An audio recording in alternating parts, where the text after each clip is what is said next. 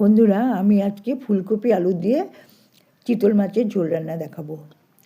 প্রথমে মাছটাকে হলুদ নুন মেখে উপরে একটু কাঁচা তেল দিয়ে, যেহেতু চিতল মাছ ফাটে তাই একটু কাঁচা তেল দিয়ে নিতে হয়।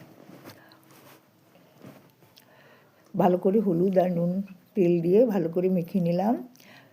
কড়াইয়ে তেল গরম করে মাছটা ভেজে নিচ্ছি। চিতল মাছ একটু হালকা ভাজতে হয়।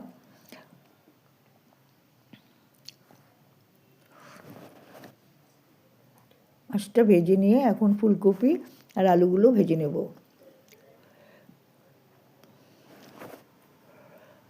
ফুলকপি আলুগুলো একটু ভালো করে ভেজে নিলাম।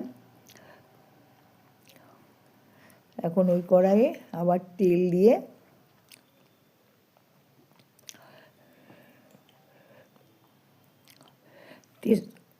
তেজপাতা, শুকনো লঙ্কা আর গরম মশলা ফোড়ন দেব।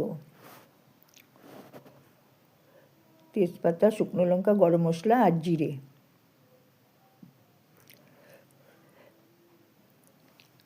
জিরে ফোড়ন দিয়ে ভালো করে একটু নেড়ে চেড়ে নিয়ে তারপরে দিয়ে দিব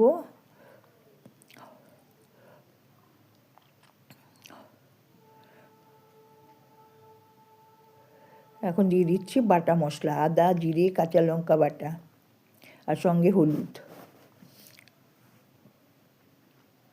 এটা দিয়ে একটা মশলা তৈরি করে নিয়েছি। এখন মশলাটা ভালো করে কষিয়ে নিয়ে দিয়ে দিলাম কাঁচা লঙ্কা, চেরা কাঁচা লঙ্কা, দিলাম কিছু টমেটো। ভালো করে কষিয়ে নিতে হবে। টমেটোটা গলা গলা হওয়া পর্যন্ত কষাতে হবে।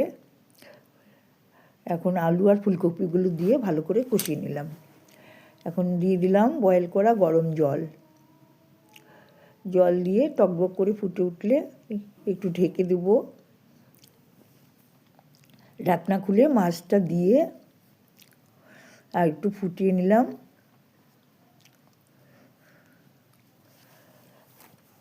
মাছগুলো দিয়ে একটু ভালো করে ফোটাতে হবে।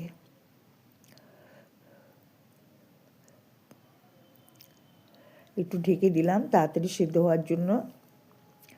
ঢাকা খুলে